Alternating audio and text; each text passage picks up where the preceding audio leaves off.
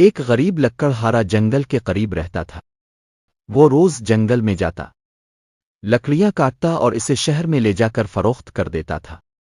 وہ اس سوچ کے ساتھ زمین بھی کھودتا تھا کہ شاید کبھی زمین میں سے اسے خزانہ مل جائے اور اس کی زندگی سانور جائے۔ اسی امید کے ساتھ وہ روزانہ اپنے ساتھ جنگل میں بیلچا اور کلہاڑی بھی لے کر بھی جاتا تھا۔ ایک دن خزانے کی تلاش میں زمین کھودنے لگا۔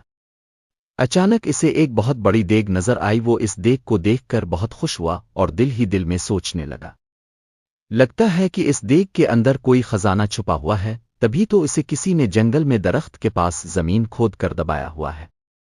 وہ خوشی خوشی دیگ کی طرف بڑھا تاکہ اس کے اندر ہاتھ ڈال کر خزانے کو دیکھ سکے۔ اس نے جب دیگ میں ہاتھ ڈالا تو اسے معلوم ہوا دیگ اندر سے بالکل خالی تھی۔ اس نے غصے میں دیگ اٹھا کر درخت کے پیچھے رکھ دی۔ کچھ دیر وہ خزانے کی تلاش میں زمین کھودتا رہا، لیکن اس کے ہاتھ کچھ نہ آیا۔ اس نے غصے میں کلہاڑی اٹھا کر درخت کے پاس پھینک دی اور تھک ہار کر درخت کے قریب بیٹھ گیا۔ اچانک اس کی نظر دیگ پر پڑی۔ اس نے دیکھا کہ وہ کلہاڑی اس دیگ میں جا گری تھی اور اب دیگ میں 100 کلہاڑیاں موجود تھیں۔ وہ ان کلہاڑیوں کو دیکھ کر بہت حیران ہوا، ساتھ ہی اسے یہ بھی سمجھ میں آ گیا کہ یہ دیگ کوئی عام سی دیگ نہیں ہے، بلکہ یہ کوئی جادوئی دیگ ہے۔ تبھی تو اس کی ایک کلہاڑی 100 میں تبدیل ہو گئی ہے۔ وہ خوشی خوشی اس دیگ کو اٹھا کر گھر میں لے آیا۔ لکڑہارے نے اس دیگ کو ایک کمرے میں چھپا دیا۔ رات کے وقت اس نے جادوئی دیگ کو دوبارہ آزمانے کے لیے اس میں آم ڈالا۔ تھوڑی دیر بعد اس نے دیکھا تو دیگ میں 100 آم موجود تھے۔ اب تو اس کا یقین پختہ ہو گیا کہ یہ واقعی کوئی جادوئی دیگ ہے۔ وہ اس دیگ سے سونے کے سکے وغیرہ نکال کر انہیں بیچتا رہا اور امیر ہو گیا۔ امیر ہونے کے بعد وہ دوسرے غریبوں کی مدد کرتا تھا۔ اس کے پاس اگر کوئی غریب شخص آتا تھا تو وہ کبھی اسے خالی ہاتھ نہیں جانے دیتا تھا۔ یہی وجہ ہے کہ وہ دنیا بھر میں اپنی سخاوت کی وجہ سے مشہور ہو گیا۔ اس کے اچانک امیر ہو جانے اور جادوئی دیگ کی کہانی ہر جگہ پھیل گئی۔ وہاں کے بادشاہ کے پاس بھی اس جادوئی دیگ کی خبر پہنچی۔ بادشاہ بہت لالچی تھا، اس کے پاس اپنا بہت سارا خزانہ موجود تھا، اس کے باوجود اسے مزید خزانے کی ہوس تھی۔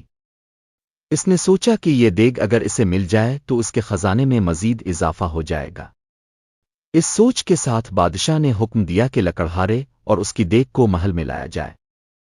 خادم گئے اور بادشاہ کی حکم کی تکمیل کی اور لکڑہارے کو دیگ سمیت پکڑ کر محل میں لے آئے۔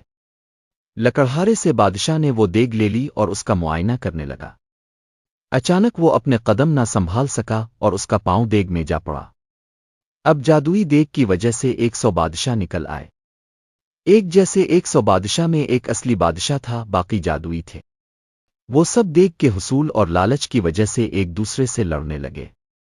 یوں سب نے ایک دوسرے کو جادوئی دیگ کے لالچ میں قتل کر دیا۔ یوں لالچ کی وجہ سے اصل بادشاہ خود بھی زندہ نہ رہا۔